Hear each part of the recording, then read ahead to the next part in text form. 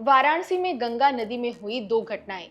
दो मामलों के बीच लगभग 4 महीने का फर्क, लेकिन दोनों मामलों को लेकर पुलिस प्रशासन का अलग अलग रुख। रमजान के दौरान वाराणसी में गंगा नदी में बोट पर कथित रूप से रोजा खोलने और मांसाहार पकाने के मामले से तो आप अवगत ही होंगे। 16 मार्च की इस घटना में 14 मुस्लिम युवकों को अरेस्ट किया गया था और बेल की अपील रद्द होने के कारण उन्हें लगभग 2 महीने तक जेल में रहना पड़ा था। लेकिन इस घटना के कुछ समय बाद ही गंगा नदी में बोट पर चिकन पकाने और दारू पीने का एक और वीडियो सामने आया। जून महीने की इस घटना को लेकर भी कार्रवाई की गई, लेकिन इस मामले में गिरफ्तार हुए 5 लोगों को उसी दिन जमानत भी मिल गई। जी हाँ, लगभग एक जैसे मामले, लेकिन दोनों मामलों में हुई कार्रवाई अलग अलग। और ऐसा क्यों हुआ, इसकी वजह आगे वीडियो में आपको जरूर पता चल जाएगी। सबसे पहले नजर करते हैं रमजान के वक्त हुए केस पर।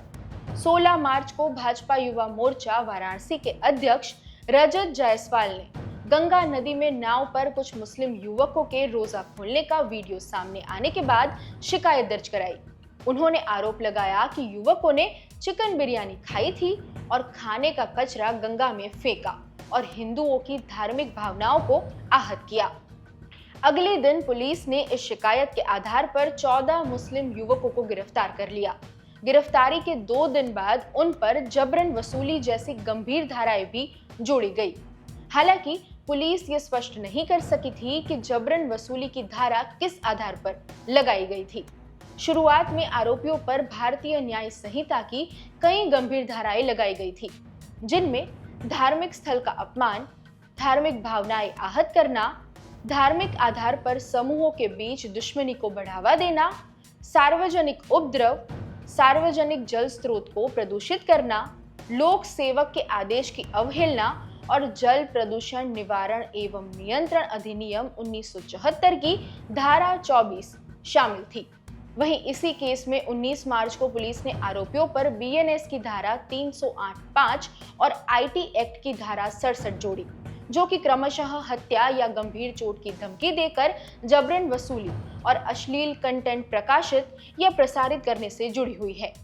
20 मार्च को वाराणसी की अदालत ने सभी 14 आरोपियों को न्यायिक हिरासत में भेज दिया। 23 मार्च को आरोपियों की पहली जमानत याचिका खारिज कर दी गई और 1 अप्रैल को सेशन कोर्ट ने दूसरी जमानत याचिका भी अस्वीकार कर दी थी। बाद में ये मामला इलाहाबाद हाईकोर्ट पहुंचा और मामले की सुनवाई करते हुए 15 मई को 14 में से 8 आरोपियों को जमानत दी गई और गिरफ्तारी के लगभग 2 महीने बाद 19 मई को बाकी 6 आरोपियों को भी जमानत मिल गई। वहीं 23 जून 2026 को गंगा नदी पर बोट में कथित तौर पर चिकन पकाने और बियर पीने का वीडियो सामने आया। वायरल इस वीडियो में ये लोग गंगा नदी पर नाव में चिकन पकाते, शराब की बोतलें दिखाते और इसे पार्टी कहते हुए दिखे। पुलिस ने खुद ही संज्ञान लेकर मामला दर्ज किया और बोट पर मौजूद 9 में से 5 आरोपियों को उसी दिन गिरफ्तार भी कर लिया, लेकिन उन्हें कुछ ही देर बाद जमानत मिल गई।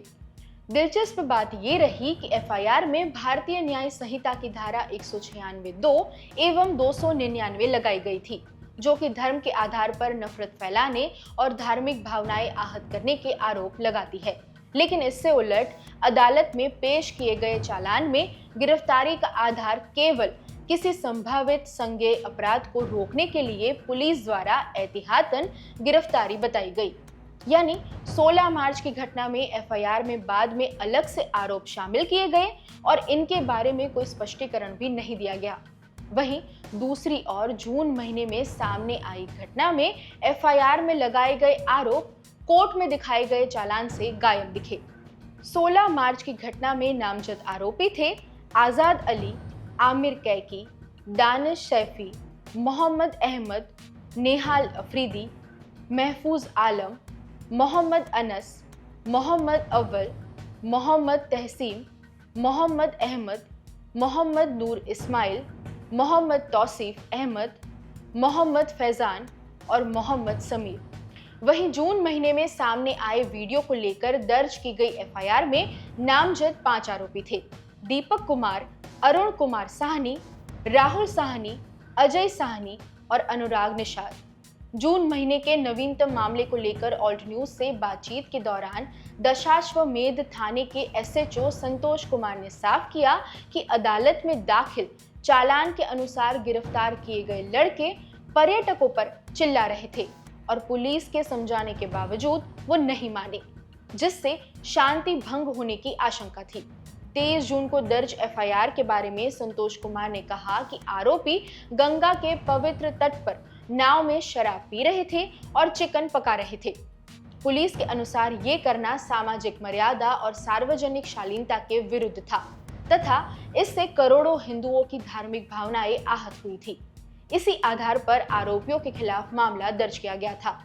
ध्यान दें कि नॉनवेज पकाने और शराब पीने के बारे में अदालत में पेश किए गए चालान में जिक्र नहीं था।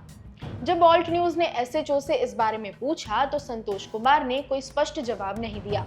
उन्होंने कहा कि जांच अभी जारी है और नए फैक्ट्स सामने आने के बाद अतिरिक्त धाराएं जोड़कर अंतिम चार्जशीट दाखिल की जाएगी। एसएचओ ने यह भी दावा किया कि वीडियो में लोगों ने स्वेटर और जैकेट पहने थे। इससे लगता है कि शायद ये वीडियो पुराना है। नोट करें कि जून महीने में सामने आई इस घटना की एफआईआर और चालान में गिरफ्तारी के आधार इतने अलग क्यों थे, इसे लेकर कोई स्पष्टीकरण नहीं दिया गया है। 16 मार्च के मामले में आरोपियों को लगभग 2 महीने जेल में गुजारने पड़े थे। वहीं दूसरी तरफ जून महीने की घटना में आरोपियों को उसी दिन जमानत मिल गई थी। यानी 16 मार्च और 23 जून को सामने आई इन दोनों घटनाओं में लगभग एक जैसे ही आरोप थे, लेकिन पहले केस में बाद में अलग से गंभीर आरोप ऐड किए गए। वहीं दूसरे मामले में उन आरोपों को चालान से हटा दिया गया जो कि कथित वीडियो में साफ दिखाई दे रहे थे। दोनों ही मामलों में स्पष्ट रूप से प्रशासन की ओर से ये साफ नहीं किया गया कि एफआईआर और अदालत में शामिल चालान में ये जोड़ना और घटाना किस आधार पर किया गया था।